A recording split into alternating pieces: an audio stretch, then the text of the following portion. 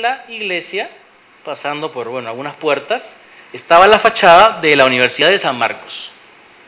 Amigos, señores, nunca confundirse ni caer en la tentación de pensar de que la sede de la Universidad de San Marcos en la colonia fue la casona. No es cierto. Acá la señorita me asienta con la cabeza. La casona del Parque Universitario era el seminario jesuita de San Antonio Abad. Pero cuando los jesuitas fueron expulsados, allí alojó el virrey de la época, el Real Convictorio de San Carlos, que andando el tiempo, esos convictorios o colegios menores, diríamos, que había, se confluyeron en el patrimonio de la universidad. ¿Dónde funcionaba la Universidad de San Marcos? En un edificio que estaba en la plaza de la Inquisición, ¿no? Y cuya fachada, vamos a ver enseguida con más detalle, estaba allí. A tal punto fue importante este recinto que allí se alojó el primer Congreso del Perú. Como no teníamos Congreso, no teníamos democracia, no había un recinto aparente, se utilizó el Salón General de la Universidad para acoger a todos los diputados que vinieron de las provincias independizadas por San Martín a reunirse en 1822. La siguiente es el detalle de la fachada original de San Marcos. A tal punto puedo dar fe de lo que estoy diciendo, que hace algunos años fui comisionado por el presidente del Congreso de entonces para trabajar en una investigación histórico-arqueológica de los yacimientos, en fin, de los restos subterráneos que han quedado de la vieja universidad en el subsuelo del Palacio del Congreso. Es algo que poco, lamentablemente, se visita. La visita es restringida porque cae justamente debajo de la oficina del despacho presidencial del Congreso. Pero se los recomiendo. Yo tengo algunos artículos publicados con fotos. Es una estructura de más o menos 1,20 m de alto que quedó como relleno, ¿no?, en el subsuelo del palacio, encima del cual se construyó el Palacio del Congreso moderno. Y ahí quedaron los restos de este edificio sanmarquino. La siguiente es, la imagen a la cual aludía, el Salón General de San Marcos en la fecha de la inauguración del Congreso Constituyente de 1822. La siguiente, esto ya es una imagen mucho más clara para ustedes. Obviamente las dos torres que le pertenecen a la catedral, según su diseño original de Becerra, la epileta, que ahí está, y ¿qué iglesia se ve detrás? La iglesia de San Francisco, ¿no es cierto? Las dos órdenes principales que llegaron tempranamente al Perú, una con Compañero Pizarro y otra pocos años después, eran las dos órdenes más importantes y más antiguas de Europa, que hace poco han celebrado sus 800 años de vida, los dominicos y los franciscanos. Y para que no se pelearan entre ellas, ¿no?, el marqués gobernador, fundador de Lima, les dio una gran extensión de terreno donde pudieran construir sus conventos principales e iglesias ubicadas equidistantemente de la Casa de Gobierno. Entonces, si nosotros estamos situados en el Palacio de Gobierno, hacia la mano derecha, a una cuadra de distancia, está el convento de los dominicos, y a la mano izquierda, a una cuadra de distancia, el convento de los franciscanos. Siguiente. Yo les hablé hace un rato de la Plaza de Toros. Esta es una imagen antigua de la fisonomía que tenía la Plaza de Toros de Hacho antes de su refacción a mediados del siglo XX. Se nota, ¿no?, que el barrio era muy distinto al barrio de ahora, un barrio con frondosa vegetación, un sitio de recreo, que era el barrio de abajo, el puente. Digamos, también creo de la siguiente imagen. Sí, esta es una vista también de la zona del Rímac, creo que es lo que se conoce como la Pampa de Mancaes.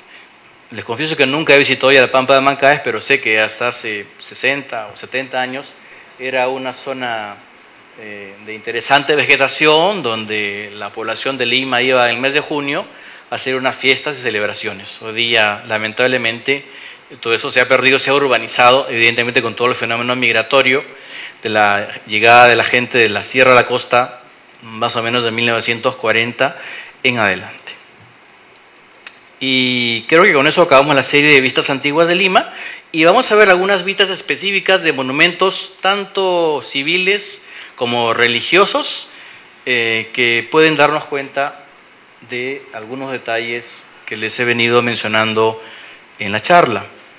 Bueno, eso lo reconocen ustedes perfectamente. Esta es la casa vecina, es el patio principal y la escalera de honor, que era un privilegio de los marqueses de Torre Tagle, de poder tener esa escalera en el centro del patio, de acceso a la pianta noble, como decía al principio, donde estaban los aposentos de los señores de la casa, ¿no? Entonces el Palacio de Torre Tagle, que está construido en la segunda mitad del siglo XVIII y que tiene curiosamente muchos elementos ¿no?, de una cierta semejanza medio morisca, porque era el gusto seguramente de los dueños de la casa de asemejar su palacio, su residencia señorial, a estas reminiscencias que son propiamente propias de España, ¿no es cierto? Entre las influencias que he venido mencionando se podría obviamente adjuntar el arte o el estilo mudéjar, que ha quedado en pocos testimonios de la arquitectura virreinal todavía el día de hoy. La siguiente, este es un sitio muy interesante, es un nuevo museo que ustedes sabrán se ha abierto hace pocos meses. Me pidieron que lo mostrase por la novedad. Bueno, para variar, yo he participado también en esta investigación y me cupo a mí la suerte de dar a conocer que en esta casa había nacido un gran personaje del siglo XVIII, el navegante Juan Francisco de la Bodega y Cuadra. En el boletín Chasqui de la Cancillería yo publiqué una nota dando cuenta de estos hallazgos. Esta casa, no sé si ustedes ya han tenido ocasión de visitarla, ¿no? Se abrió como museo de sitio en noviembre del año pasado, 2012, y es una casa muy bajita, de 2 pisos chatos, que está ubicada exactamente vecina de la antigua estación de Desamparados. Es una zona que hoy día pertenece al municipio de Lima, fue afectada por el municipio de Lima en los años 1970 para construir el llamado Malecón Rímac, ¿no?, como una continuación de la Alameda Chabuca Granda que está al otro lado del Palacio de Gobierno.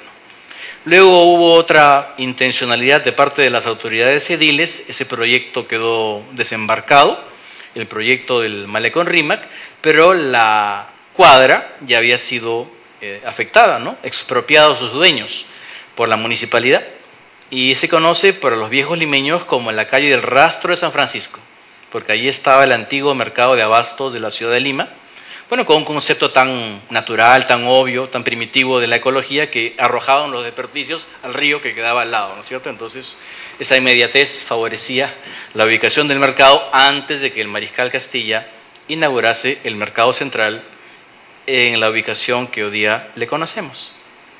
Y entonces, se han producido interesantes novedades en la investigación de toda esa manzana, y yo, que colaboraba con la municipalidad en la anterior administración, descubrí por los documentos de que esa casa le había pertenecido a un comerciante de origen vasco llamado Tomás de la Bodega y Cuadra, que entre su numerosa prole tuvo a este navegante que descubrió la isla de Vancouver y que hoy día es lamentablemente más conocido en Canadá que entre nosotros, en la propia ciudad de Lima donde nació.